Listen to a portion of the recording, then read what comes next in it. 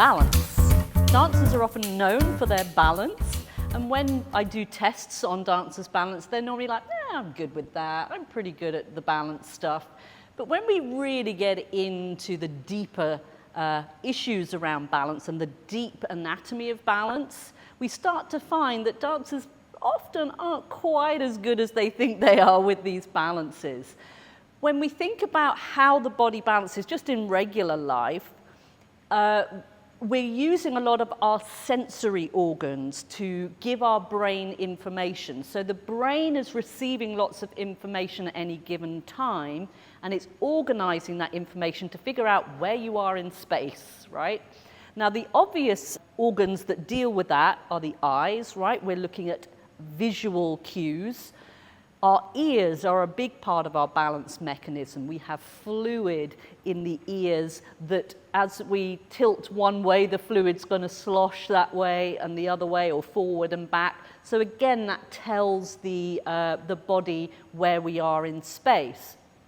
And whenever we're looking at balance issues, here we're talking today more about your standard kind of dancer balance, but if you are having issues where you kind of like feel a little bit like you have vertigo, the room is spinning, and not just because you just did a triple pirouette, right? It's that sense that you're not quite sure where you are. Those are the sort of things you need to go and get checked out by a medical professional to make sure there's not something going on that's more to do with that issue of the sensory organs versus just the biomechanics of good balancing in class. Now, balance is also, I'm sure you're all familiar with this, very psychological. One day you can do it, one day you can't, right? You don't have a different body necessarily from one day to the other, or not particularly so. You might have some differences in muscle tensions and things like that, but our minds can really override our balance sense. So we need to be really mindful about what's going on in our heads, what we carry with us into class or performance, because that can affect our balance. We have to learn to leave those things at the studio door or in the wings so that we're not having those affect our balance as well. But again, I'll do a separate video on the sort of psychology of dance and how we sabotage ourselves with our mind monkeys sometimes. But here we're going to focus more on the mechanics of balance. Now, the fancy word for balance and the body's balance system is proprioception. So just in case you see that word and you wonder what it means, it's the body's, what I refer to as the body's autocorrect system. Everything in our body, from our skin surface to our joints, our ligaments, our muscles, our tendons. If you don't know the difference between all of those things, check out the video on Meet Your Soft Tissues, and that'll tell you what the differences between all those particular brands of soft tissue are. And all of those have receptors within them that are part of the mechanism that tells you where you are in space. We're going to be looking a lot at the feet today because we're most of the time on our 2 feet when we're dancing. Sometimes we're balancing on our arms and hands. This is the same mechanism as at play here, but we'll look at it from the feet up for this introductory video. When we're standing on a flat surface, then the signals from our feet are probably coming in relatively uniformly. Underneath the sole of our feet, we've got little receptors that are like pressure receptors. So if, say, for instance, I'm somebody that likes to roll my feet, there may be more pressure going through my big toe joint than my little toe joint. Therefore, that information is going to go to the brain and tell the brain more pressure on inside foot means we're probably tilted a bit that way. The brain will then send a signal down through to your muscles to contract, to counteract that motion. Similarly, our ligaments have receptors in them. So if I'm walking on uneven ground and I'm rolling my foot on a bit of an uneven paving stone or a rock on a mountain trail, and my foot's tilted at an angle, not only are the pressure receptors getting different information, but the ligaments on the inside of my foot will be put under a bit of load. The ones on the outside of the foot are probably a little slack. So again, that information goes to the brain. The brain goes, if A and B, it must equal I'm tilted this way, therefore I need to contract these other muscles to compensate for that.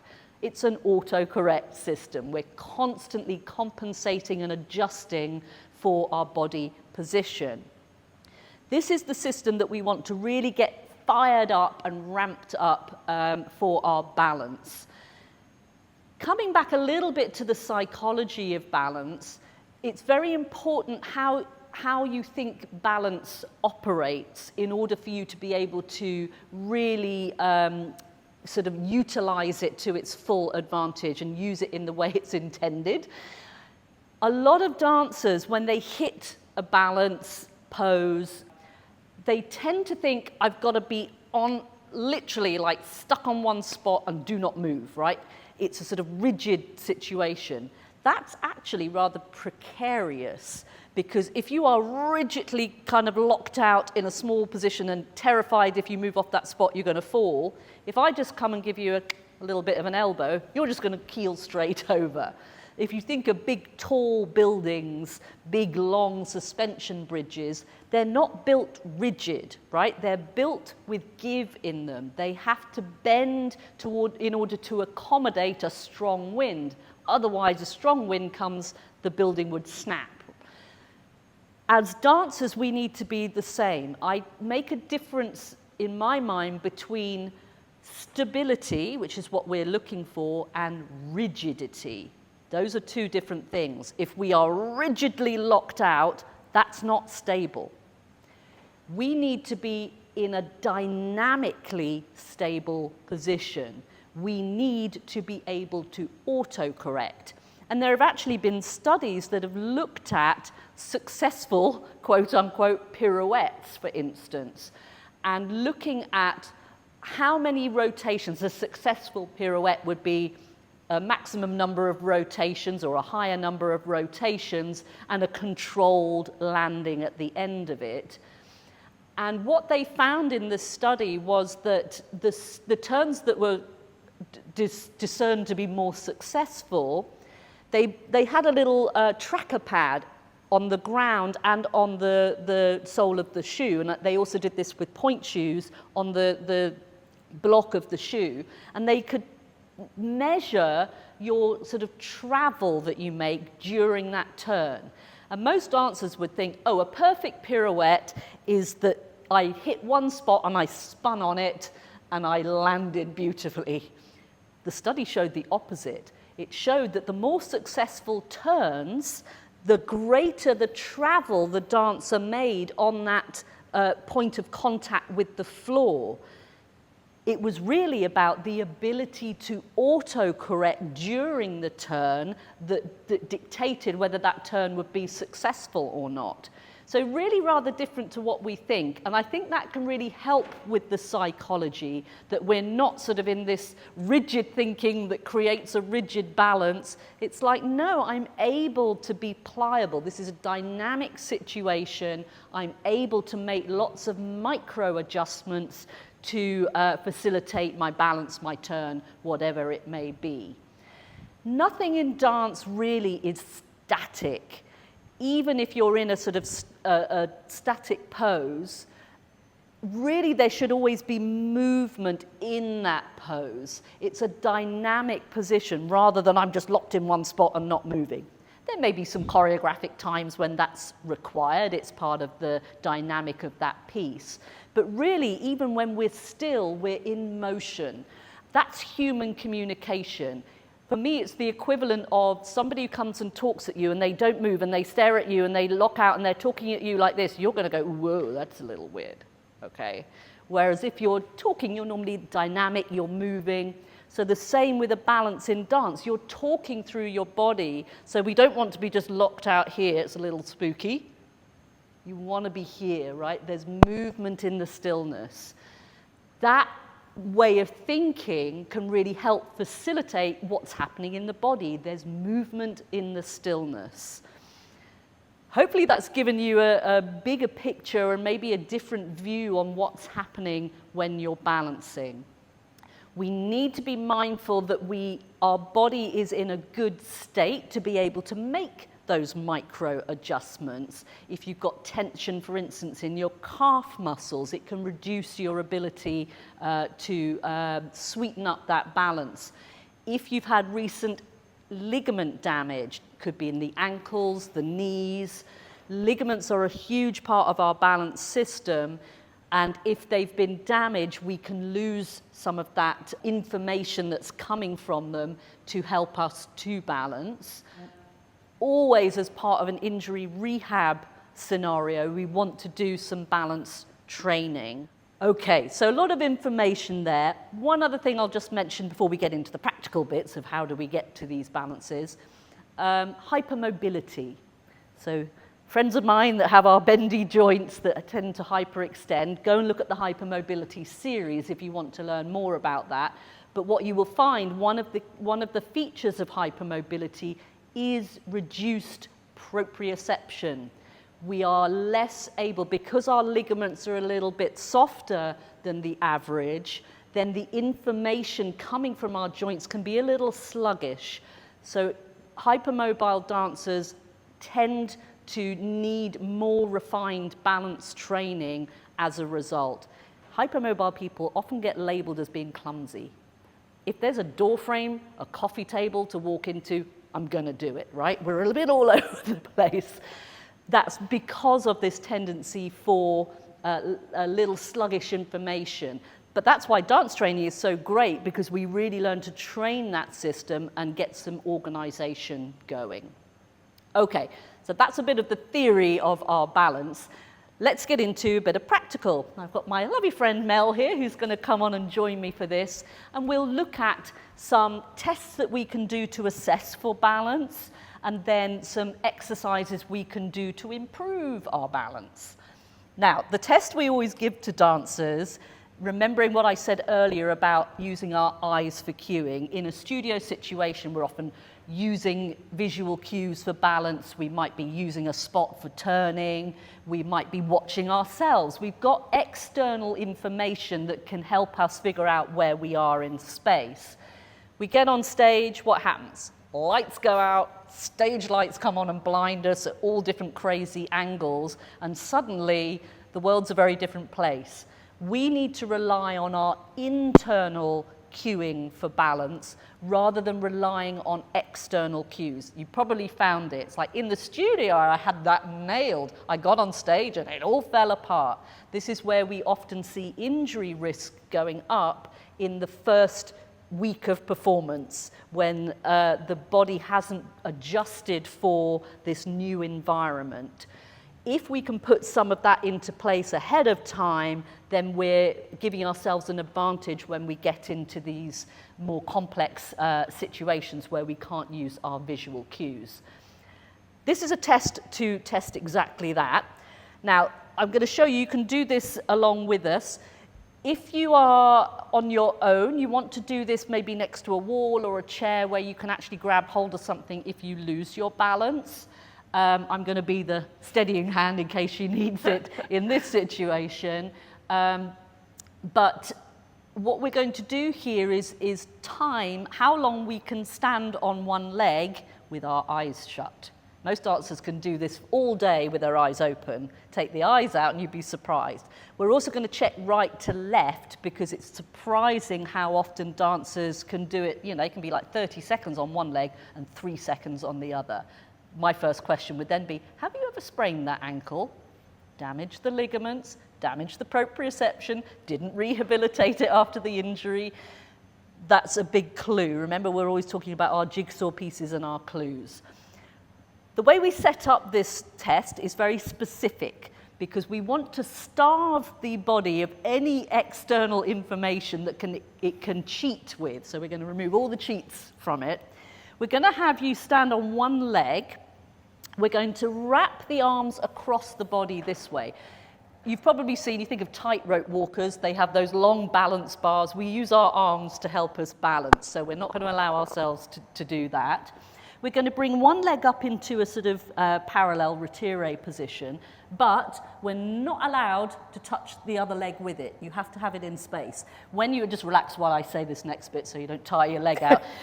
When your leg is touching the other one, then you're actually getting some cheat information from that. We can borrow a bit of the contact point of the foot to tell us where we are in space. So we're starving you of that one too.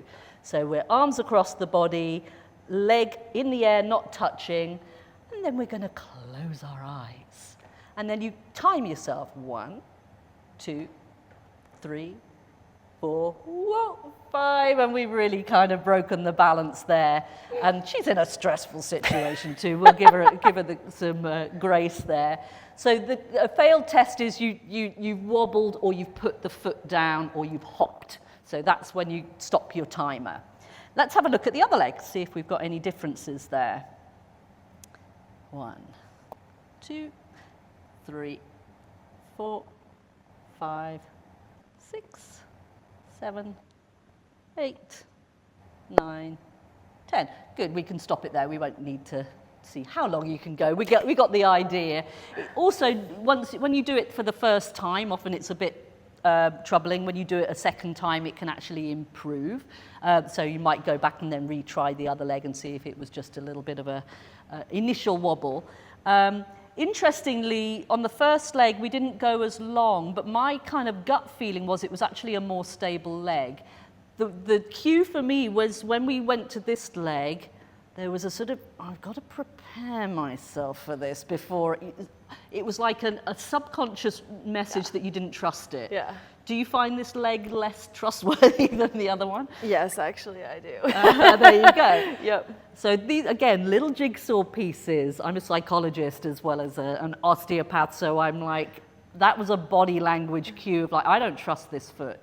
I look for little signs like that. Have you ever had any ankle damage or knee problems? All of my damage is to this leg in particular. Oh, interesting. Yeah. Okay, so it's probably had a lot more rehab work. It has. Yes, it has. Something to be mindful of. Often we really focus on an injured leg and we do amazing rehab on it, and then the other one's going, oh, but you missed me. And then we've got a discrepancy. Remember, you've heard me say in many videos, when we have a discrepancy between right and left in the body, there's an imbalance that can lead to further injury. We want to have things, we want matching sets of things to be in balance. That's a way you can do a little test to check your own balance. You can also use that as an exercise to improve your balance by taking away that visual information. Now, another way you can kind of bring into your conscious awareness and get a felt sense of how your body does the corrections and what the body has to do to stop you from falling over. Pretty much most of the time when we're in movement, we're in controlled falling. But my drive is always efficiency. How little effort do we actually have to use to get the job done? Saves on energy, saves on muscle tension. A good way to help bring this into your focus, if I actually turn you side view for this one, and again, you can try this as you're watching the video, and all you're going to do is just bring your weight towards the balls of the feet here. So we're shunting forwards where a lot of our ballet dancers like to hang out. What are you noticing with muscle tension? Are you feeling any muscle tension as you push forwards? Yes. Where are you feeling that? Mostly in my toes and in my glutes. Yeah. So the toes are getting pressured, and they often go into grip mode as we go too far forwards. And then we find that the muscles on the back of the leg, you might find calves, hams, even glutes, are all going, whoa, we're falling forwards, grip, grip, grip, we've got to hold on. Then come back to that neutral position. Now go back towards your heels, you've already gone there. What are you feeling now? I'm feeling my thighs, my hip flexors, my abdominals mostly. Yeah, so everything on the front of the body. So they go, whoa, we're falling, come back. So that's a good way when you're looking for efficiency. I call it the Goldilocks zone, right? Too much, too little, or we want just right. Bring your weight forwards. Oh, there's a lot of effort going on in my muscles to be there. Where's that sweet spot in the middle? Go the other way. Come back to the middle and play around until you learn where your neutral is. Neutral is where everything gets to do a a little sigh. Even when we're in movement, transitioning, if your body knows where neutral is, as you transition over, it has that little moment of respite as it passes the neutral before you move on. If you don't have a sense of that, you're always in controlled falling and something's always gripping. Again, efficiency. How little do you actually have to do to get it's hard enough, right? Let's not do anything extra than we need to do. And then that frees us up for more of the artistic expression, which is really what we're here to do, is to communicate with our audience, not freak them out because we're gripping all our muscles, okay? So good little test there to try out where your balance is. Okay, now if we come back facing the front again, another way we can check for balance control is just by doing a rise, a little releve, so just rising up and watching what's happening to the ankles. Are we doing a little bit of wobbling there? Do we like to go to our big toe, our little toe, and coming down? So again, just looking for how much activity is going on there. If you find you're deviating out to your baby toes, then we might, it might suggest we've got a little bit of laxity in the muscles. We've got muscles that pull our feet inwards and muscles that pull our feet outwards. Again, they need to be in balance. And so coming up onto a rise can often highlight any imbalances there. That would be where your TheraBand work comes in to strengthen up the weaker muscles. But go and watch the ankle injury series to see those TheraBand exercises in action. But doing just a straight releve is a good way just to visualize that or sense it in your body. And I really do encourage you to dial in and listen to what your body's doing as you're doing these little tests, so that you can really fine-tune your awareness of when you're feeling like you're effortful or when you're feeling like there's less effort going on. Okay. Now we can look at what we can do to improve balance. Actually, before we do that, because this is quite a good little before and after, before we go and improve things for ourselves, not that your balance needs too much improvement, it's pretty good. Another one we can try is a single leg plie. Okay, so if we stand on one leg and then keeping your eye line up, just do a single leg plie. And again, we're just looking for how much deviation and wobbling, come back up. Good, lovely, and on the other leg.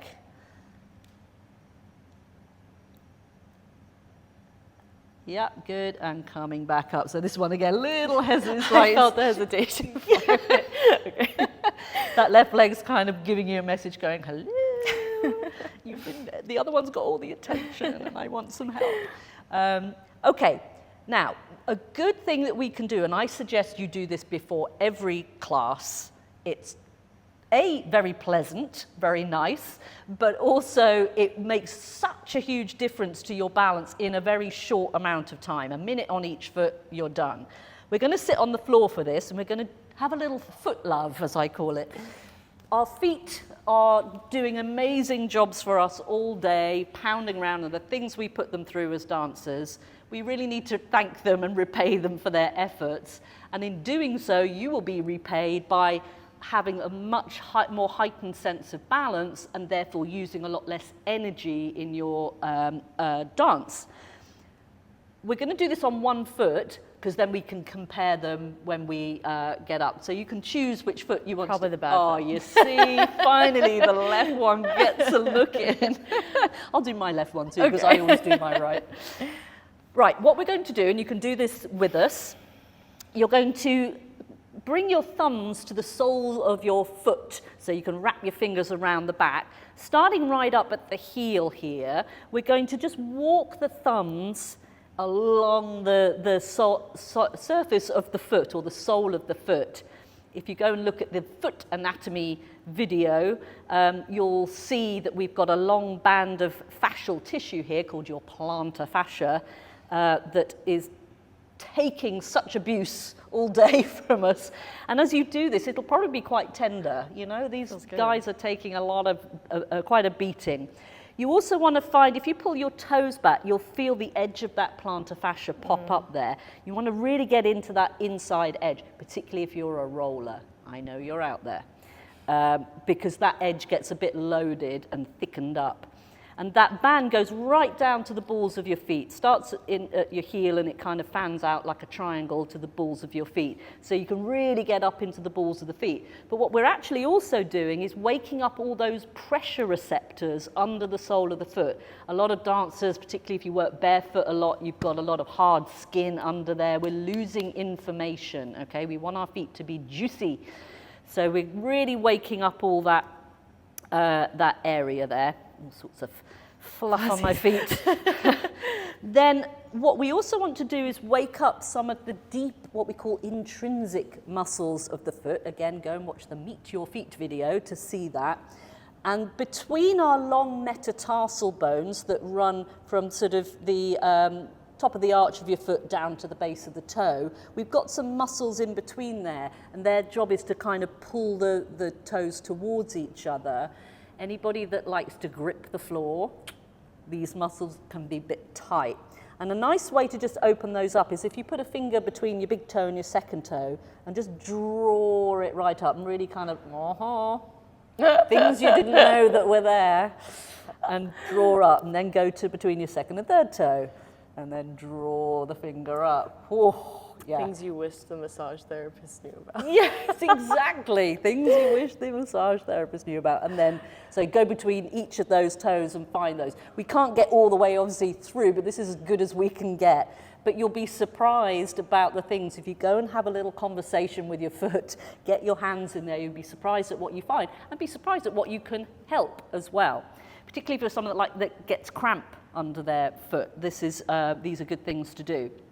Okay, another one, we're going to do palm of one hand to sole of foot, and we're going to thread a finger between each toe.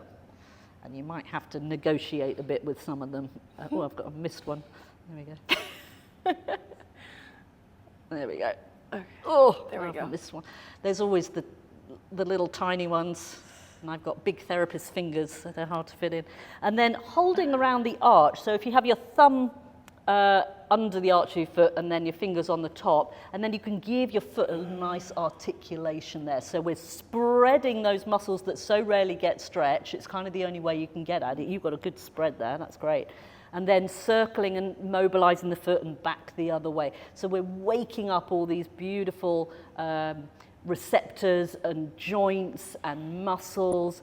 When they're all bunched together, there's a lot less information coming in, right? So when we wake them all up, we've got a lot more information communication going on. Okay, so now you've done that, just put the foot down next to the other one, and are you noticing feeling any difference between them? Yeah. Can you describe what's different? You see the color difference for one. I was just going to say, like, one foot looks dead, the other looks alive. There's something. We have a live foot to work with, which is good. So we've got blood flow, right? I was just going to say that this foot, like, it feels easier to move. It feels lighter. It feels like the joints, like the synovial fluid, is moving more within them. So beautiful. Yeah, that feels space in this there. one kind of feels cold and tense, so jealous. Yeah, very, very jealous. And what about size? Do they feel the same size, the feet? No, this one feels tiny. Not tiny, but just it doesn't feel as heavy as this one does. Yes, so it feels lighter. Yeah. I feel with my one, I actually feel like my footprint would be bigger on the one I just worked on. It feels because like you were it's spreading your out. toes. Yeah. So it's a good way to do a little before and after. Okay, let's bring that up into standing and see how they feel when we put weight onto them. So again, in a standing position, what differences are you noticing? I'm feeling the spread now that you were talking about, because I put my foot on the floor. And originally when I was putting my weight on this foot, I felt like I had to manually spread my toes. But this time my toes were already spread. So right. I felt, didn't have to use effort, right? Why do something manually when you don't have to? Now we're going to try standing on, let's first stand on the foot you haven't just treated, so onto that right one, and just take the foot off. And again, just look at the correction there. Little bits of twitching going on, little bits of autocorrect. Good. And then switch to this one.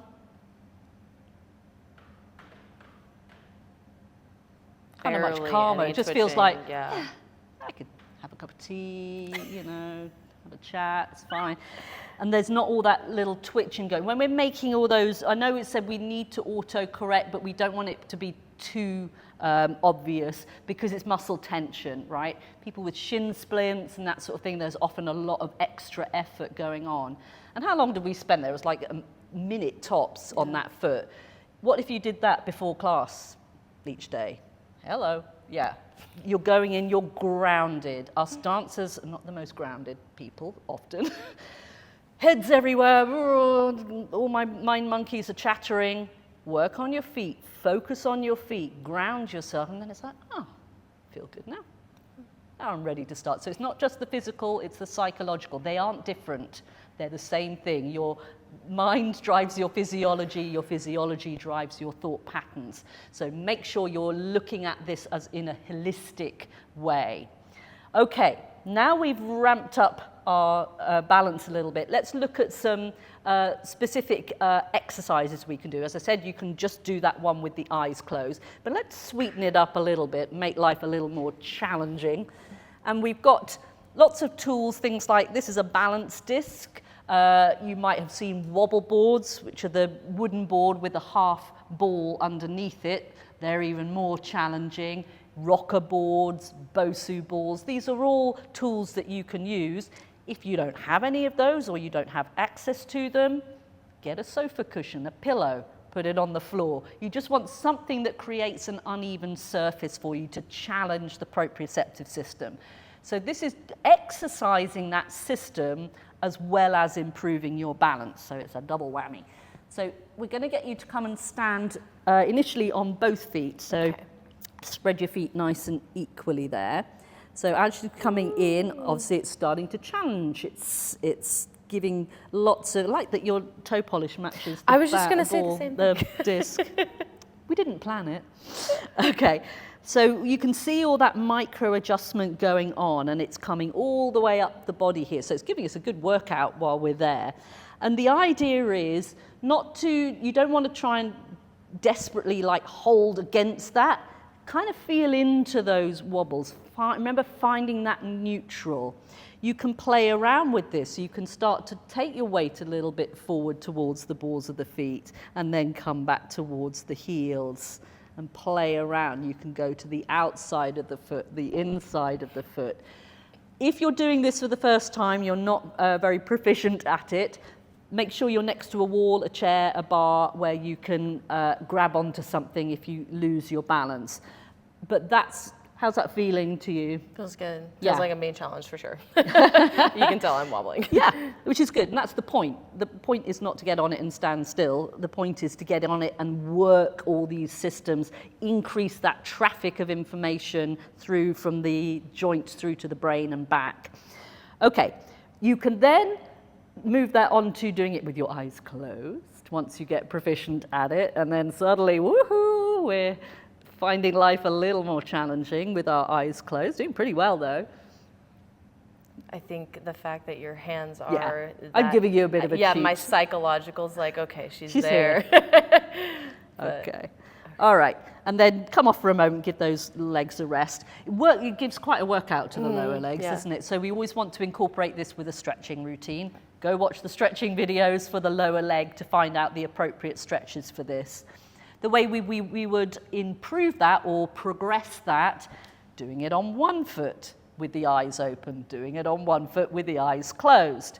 Once you're able to kind of stand relatively stable, you can start to introduce movements. We can start to maybe take our feet into a little tendus en croix, right? To the front, to the back. So we're having to adjust for all the positions we're in dance. Then we can progress to maybe a grand rond de jambe on there.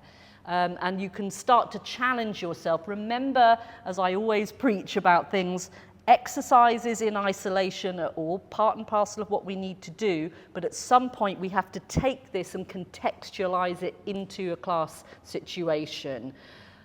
So what you can do is bring some of that class to the exercise, and then when you're in the class, be very mindfully and actively focusing on, okay, today in class, or at least for half the class, I'm really going to focus on my balance and just check in with what I'm doing, and thinking of all the tools that you've got and how you can put them into context in the studio.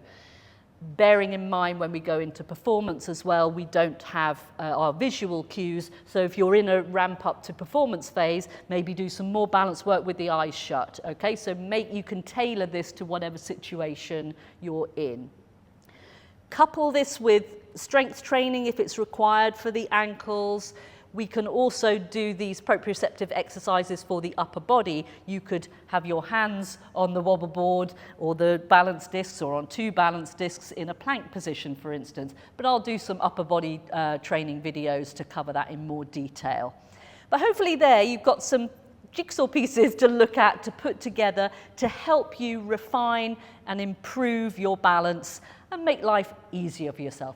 Enjoy your balances, they're fun.